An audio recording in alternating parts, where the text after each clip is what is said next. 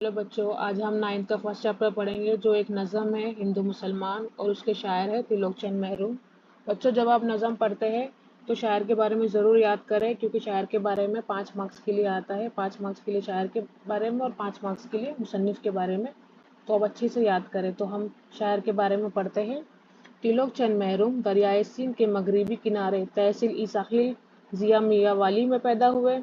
वही इब्तदा तालीम पाई, फिर बीए की सनद हासिल की। सनद का मतलब होता है डिग्री हासिल की। 1908 में मिशन हाई स्कूल डेरा इस्माइल खां में उस्ताद के ओहदे पर तकर्रुर हुआ। 1944 से 1947 तक कार्डन कॉलेज रावलपिंडी में उर्दू फारसी के लेक्चरर रहे। 1948 में कैंप कॉलेज दिल्ली में उर्दू के लेक्चरर बने। शेर और शायरी का शौक बचपन से था। महरून कादिर अल कलाम शायर थे। उन्होंने कई शायरी असनाफ में अपनी सहूलतों का इजहार किया। इनका कलाम रुबायात महरून गंज मानी के नाम से शाये हो चुका है। आप ये दोनों याद रखें, इनका कलाम कौन कौन सा है। रुबायात महरून गंज मानी के नाम से शाये हो चुका है। तो आप इनके बारे में अच्छे से याद करें। हमने ये पढ़ लिया है। अब हम नज़म पढ़ते हैं। हिंदू मुसलमान है भाई भाई, तफरीक कैसी कैसी लड़ाई। क्या शेर है पहला। हिंदू मुसलमान है भाई भाई, तफरीक कैसी कैसी लड़ाई।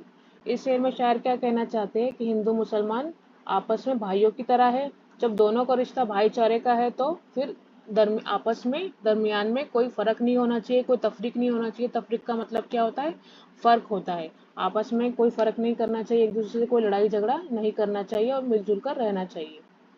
अब आगे पढ़ते हैं। हिंदू हो कोई या हो मुसलमान, इज्जत के काबिल है बस वो इंसान। नेकी हो जिसका कार्य नुमाया, औरों की मुश्किल हो जिससे आसान। इस शेर में शायर क्या कहना चाह रहे हैं कि किसी शख्स का जो मजहब है वो बड़ा नहीं होता, बल्कि इज्जत के हकदार कौन होता है, वही इंसान होता है जो अच्छा काम करता है, नेकी का काम करता है, जो दूसरे लोगों की तकलीफों और मुश्किलों को दूर करने में क्या करता है, मदद करता है। वही असल इज्जत के लायक है, वही इज्जत के हकदार है। मजहब तो सबके होते हैं, कोई हिंदू हो कोई मुसलमान, लेकिन जो काम अच्छा करता है वो इज्जत के काबिल होता है, इज्जत के लायक होता है। आगे पढ़ते हैं हम। हर एक से नेकी सबसे भलाई, हिंदू मुसलमान सब भाई भाई।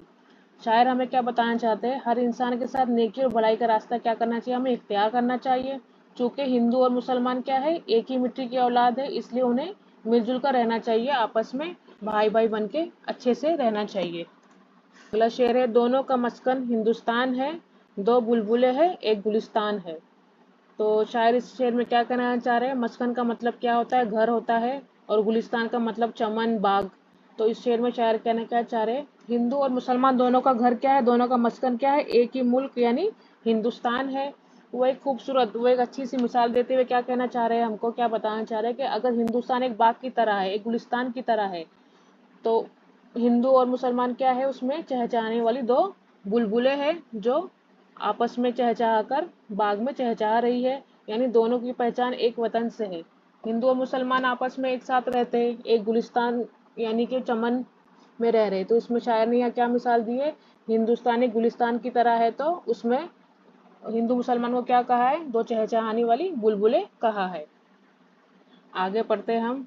एक सरजमी है एक आसमां है, दोनों का यकजा सोजो जिया है। इस शेर में शायर क्या कहना चाह रहे हैं कि दोनों दोनों कौमें क्या है, एक है, दोनों का आसमान भी क्या है, एक ही है, दोनों का जमीन भी एक ही है, और दोनों का कोई कुछ अलग नहीं है। जब सब कुछ दोनों का साथ साथ है तो दोनों को, अगर नुकसान भी दोनों का जुड़ा हुआ है, फायदा भी दोनों का जुड़ा हुआ है। अगर मुल्क का फायदा होगा तो दोनों का होगा, और मुल्क का नुकसान होगा तो हर हाल में नुकसान दोनों का होगा। तो हमें आपस में क्या रहना चाहिए, मिलकर रहना चाहिए। ना इत्तेफाकी आज़ार जहाँ है, मिलजुल कर रहना है कामरानी, हिंदू मुसलमान कौमें है पुरानी। इस शेर में शायर क्या कहना चाह रहे हैं, ना इत्तेफाकी और ना मेल जोल ना रखने का क्या है, दुख का जान है, यानी आज़ार जा है। आज़ार जा का मतलब क्या होता है, जान का दुख है, और कौम की तबाही सब का सबब बनती है। ये कौमें कैसी है, बहुत पुरानी कौमें है। और इस बात से क्या होता है, जब कोई आपस में लड़ता है तो किसकी नुकसान होता है, पूरी कौम का नुकसान होता है, पूरे हिंदुस्तान का नुकसान होता है। और अगर हम मिलजुल कर रहते हैं तो क्या है, आगे बढ़ते हैं, कामरानी किससे मिलती है हमें, आगे कामयाब, कामरानी का मतलब क्या है, कामयाबी किससे मिलती है, अगर हम मिलजुल कर रहते हैं साथ में तो आगे कामयाबी मिलती है। और ये जो हिंदू मुसलमान कौम है, क्या कह रहे हैं शायर, बहुत पुरानी है और सबको मिलजुल कर एहतियात के साथ रहना चाहिए। तो अभी हमने यहाँ पर पूरा तब वो पढ़ ली है इसकी नज़म, और अभी हम आगे देखते हैं इसके और क्या है। पहले हम इसके अल्फाज के मायने पढ़ लेते हैं। बच्चों, आप अल्फाज के मायने को अच्छे से याद करें, क्योंकि जब आप किसी शेर की तशरीह कर रहे हैं तो आपको उसमें जो लिखे हुए अल्फाज है उसकी मानी आपको अच्छे से याद होनी चाहिए, जिससे आप खुलासा भी लिख सकते हैं और शेर की तशरीह भी कर सकते हैं। तो हम पढ़ते हैं पहले तफरीक यानी फ़र्क, कार नुमाया वो काम जिससे सब वाकिफ हो, बड़ा और तारीफ के काबिल काम, मस्कन रहने की जगह, घर, गुलिस्तान बाग, सरजमीन जमीन, वतन, यकजा एक जगह, सोजो जिया फायदा और नुकसान, ना इत्तेफाकी मेल जोल ना होना, आज़ार जा जान का दुख, कामरानी कामयाबी। अभी हम इसका पहले खुलासा पढ़ते हैं, या पहले मैं इसको क्वेश्चन आंसर बता देती हूँ आपको, फिर उसका मैं खुलासा बताती हूँ।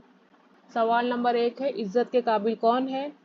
जवाब है, वो इंसान जो नेक हो और दूसरों के काम आता है, वो इज्जत के काबिल है। कौन इज्जत के काबिल है? वो इंसान जो नेक हो और दूसरों के काम आए, वो इज्जत के काबिल है। नंबर 2, बुलबुले और गुलिस्तान किसके लिए इस्तेमाल हुआ है? बुलबुले हिंदू और मुसलमान के लिए और गुलिस्तान हिंदुस्तान के लिए इस्तेमाल हुआ है। बुलबुले किसके लिए इस्तेमाल हुआ है? हिंदू मुसलमान के लिए। और गुलिस्तान किसके लिए इस्तेमाल हो गया? हिंदुस्तान के लिए इस्तेमाल हुआ है।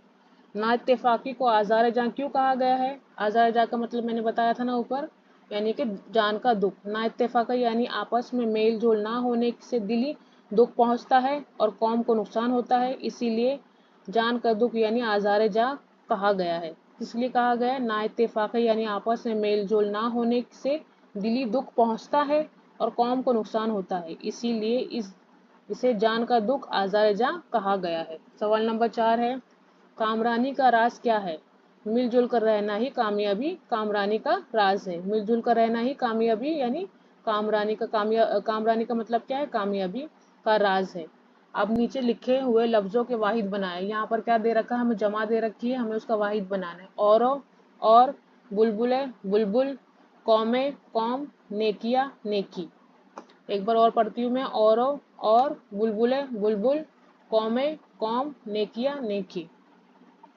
नीचे लिखे हुए लफ्जों, ये के है यहाँ पर, के मुर्तजाद लिखे। इत्तेफाक ना इत्तेफाकी, इत्तेफाक ना इत्तेफाकी, आसान मुश्किल, आसान मुश्किल, आसमान जमीन, आसमान जमीन, कामरानी नाकामी, कामरानी का क्या होगा? नाकामी, इज्जत जिल्लत।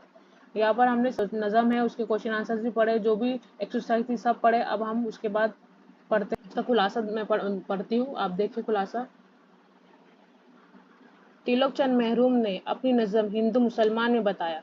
जब आप नज़म का खुलासा, सबक का खुलासा लिखते हैं तो उसके मुसन्निफ का नाम या शायर का नाम ज़रूर लिखें। 1 मार्क्स बाकायदा उस पर मिल जाता है अगर आप लिखते हैं उसके मुसन्निफ का नाम और शायर का नाम। तो इसके शायर कौन है? तिलक चंद महरूम ने अपनी नज़म हिंदू मुसलमान में बताया, हिंदू मुसलमान सब आपस में भाई भाई है और इनके दरमियान तफरीक लड़ाई की कोई गुंजाइश नहीं है। इज्जत के काबिल सिर्फ वही इंसान है जिसके अमाल नेक हो और वो दूसरों की मुश्किलें आसान करे। मैं दोबारा पढ़ रही हूँ। तिलक चंद महरूम ने अपनी नज़म हिंदू मुसलमान में बताया, हिंदू मुसलमान सब आपस में भाई भाई है और इनके दरमियान तफरीक या लड़ाई की कोई गुंजाइश नहीं। इज्जत के काबिल सिर्फ वही इंसान है जिसके अमाल नेक हो और वो दूसरों की मुश्किलें आसान करे। हिंदुस्तान दोनों का मस्कन घर है। शायर ने हिंदुस्तान को एक गुलिस्तान यानी बाग और यहाँ के रहने वाले हिंदुओं और मुसलमानों को उसकी बुलबुलें करार दिया है। क्या कहा है उसने? उसकी बुलबुलें कहा है उसको। हिंदू मुसलमान को क्या कहा है?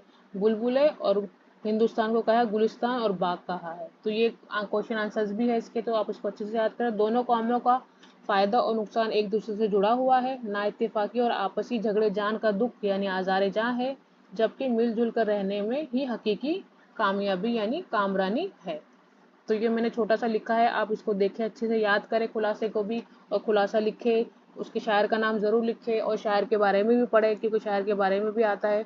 आप उसका खुलासा देखें, फिर मैं इसका क्वेश्चन आंसर आपको दिखाती हूँ। ये पहले खुलासा अच्छे से देख ले एक बार, इसका स्क्रीनशॉट रखें अपने पास और इसको अच्छे से याद करें। अब हम ये देख के इसके क्वेश्चन आंसर्स भी मैं दिखा देती हूँ। पूरा एक्सरसाइज मैंने दिया है।